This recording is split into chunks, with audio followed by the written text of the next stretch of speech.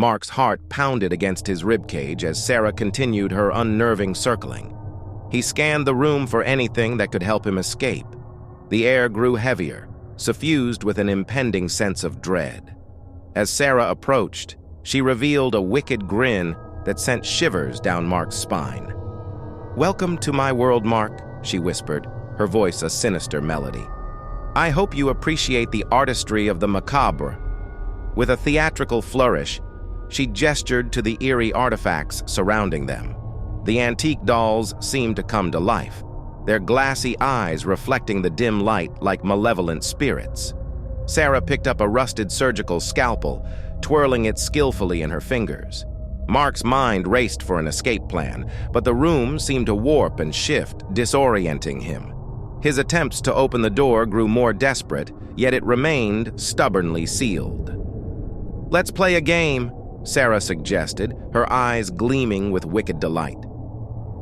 "A game of survival and wit. If you win, I'll let you go. If you lose, well..." Her grin widened, leaving the sentence hanging in the air like a poisonous cloud. Reluctantly, Mark nodded, his mind a battleground between fear and determination. Sarah produced a worn deck of tarot cards, their designs depicting scenes of death, chaos, and the surreal. She shuffled the deck with a flourish, the cards whispering dark secrets as they danced through her fingers. "Pick a card," she commanded, offering the deck to Mark. He hesitated, then selected a card, his fate now entwined with the whims of the macabre deck. The card revealed a grotesque depiction of a twisted figure surrounded by ghostly apparitions. Sarah's eyes glittered with delight. "Ah, the Fool! A fitting choice, Mark. Now, your challenge begins." The room seemed to transform, the walls closing in on Mark, as if to amplify the ominous atmosphere.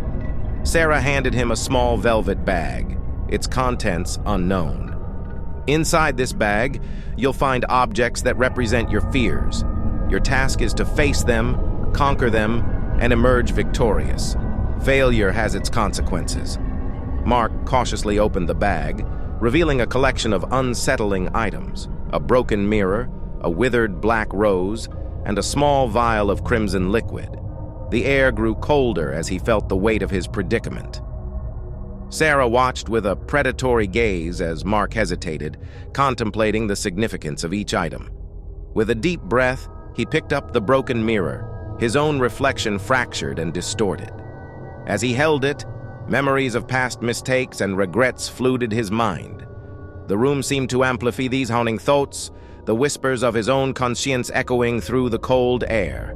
Sarah's laughter, a haunting sound tracked to his internal struggle, reverberated through the room. Mark moved on to the withered black rose, its petals crumbling at his touch. It symbolized lost love, the decay of once vibrant emotions. The weight of heartbreak bore down on him, a reminder of wounds that had never fully healed. Finally, he held the vial of crimson liquid, its contents ambiguous yet foreboding. The scent of iron hung in the air as he grappled with the fear of the unknown. Sarah observed with a cold detachment, reveling in the psychological labyrinth she had created.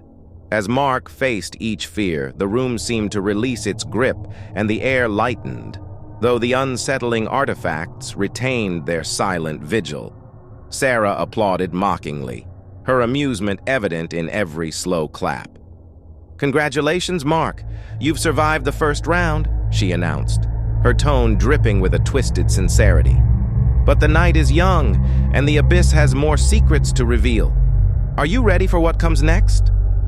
Mark, his nerves